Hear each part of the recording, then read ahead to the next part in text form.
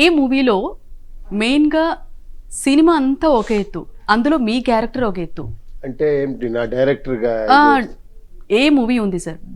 Title గుర్తొస్తుంది, cinema story గుర్తొస్తుంది ఎవరికైనా, బట్ మీరు గుర్తొస్తారు. అన్ని ఫిలిం అలాగే కదండి, ఏ ఫిలిం అడిగినా ఆ హీరో డైరెక్టర్ గుర్తుకొస్తారు కదా.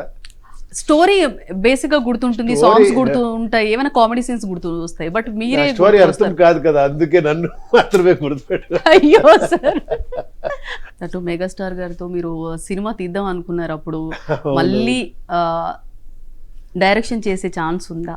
మీరు ఆయన్ని అడగాలి మీరు ఒకసారి. మీరు చెప్తే మేము రాసుకుంటాం సార్. డెఫినెట్ గా అడగండి నెక్స్ట్ టైం మీట్ చేస్తే.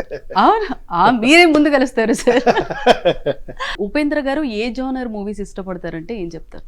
లేదు, ఇప్పుడు చూడండి, ఒక బాహుబలి చూస్తే ఆ జనం నాకు చాలా ఇష్టమవుతుంది, ఒక కేజీఎఫ్ అదొక డిఫరెంట్, ఇది ఇప్పుడు కాంతారా చూస్తే అదొక డిఫరెంట్గా ఉంది, ఒక సస్పెన్స్, ఒక బేబీ చూస్తే నాకు వావ్ సూపర్ గా ఉంది అనిపిస్తుంది. బేబీ అన్నారు మీరు, ఓకే. అవును, అది జానర్ కాదు actually, it is about content. ఇప్పుడు లవ్ టుడే చూస్తే చాలా బాగా చేశారు అనిపిస్తుంది.